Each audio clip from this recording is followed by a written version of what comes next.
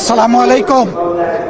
সাংবাদিক ভাই ও বোনেরা, আপনারা দীর্ঘ প্রতীক্ষায় ছিলেন, সারা জাতি প্রতীক্ষায় আছে। বহু প্রত্যাশার একটা নির্বাচন হয়েছে। নির্বাচনের ফলাফল নিয়ে আজকে আমরা কোনো কথা বলবো না, কিন্তু আমরা বুক ভরা আশা নিয়ে এই সংসদে এসেছি যে এই সংসদ জুলাই শহীদদের রক্তের উপর দাঁড়িয়ে আছে। আমরা অনুরোধ করেছিলাম যে এই সংসদে যারা ফ্যাসিস্ট সরকারের দূষর ছিল, যারা খুনের সহযোগী ছিল, তারা কেউ যেন এখানে কোনো বক্তব্য রাখতে না পারে। এই প্রেসিডেন্ট তিনটা কারণে অপরাধী, যার বক্তব্য এই মহান সংসদে আমরা শুনতে পারি না। প্রথম কারণ হচ্ছে তিনি সমস্ত খুনের সহযোগী ছিলেন।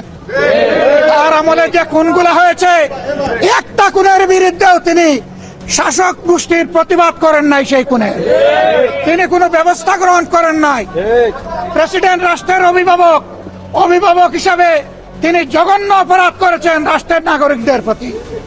দ্বিতীয় কারণ ছিল, আপনারা জানেন, আগস্ট মাসের 5 তারিখ 24 সালে তিনি জাতির উদ্দেশ্যে ভাষণ দিয়েছেন।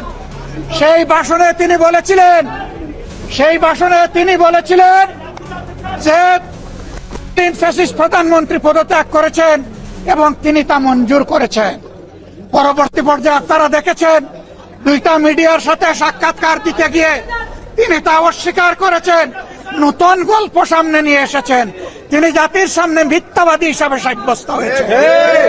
দেশের প্রেসিডেন্ট মিথ্যাবাদী সাব্যস্ত হওয়ার পরে প্রেসিডেন্ট হিসাবে তার আর কোন নৈতিক অধিকার থাকে না।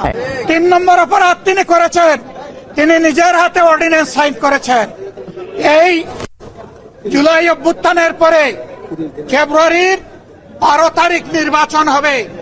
নির্বাচনের পরে যারা নির্বাচিত হবেন তারা 2টা ক্যাপাসিটিতে নির্বাচিত হবেন। তারা সংস্কার পরিষদের সদস্য হিসাবে নির্বাচিত হবেন এবং তারা একই সাথে সংসদ সদস্য হিসাবে নির্বাচিত হবেন। একই দিনে উভয় শপথ একই ব্যক্তি পড়াবেন। অত্যন্ত দুঃখের বিষয়, সেই শপথ দুটো আমরা নিলেও সরকারি দল নেয়নি। তার প্রথম দায়িত্ব ছিল গেজেট প্রকাশের 30 দিনের ভিতরে সংস্কার পরিষদের অধিবেশন ডাকা। তিনি সেই অধিবেশন ডাকেন নাই। গণভোটে হার পক্ষে ভোট দিয়েছে 70% মানুষ। তিনি 70% জনগণকে, দেশবাসীকে অপমান করেছেন। এখানেও তিনি অপরাধ করেছেন।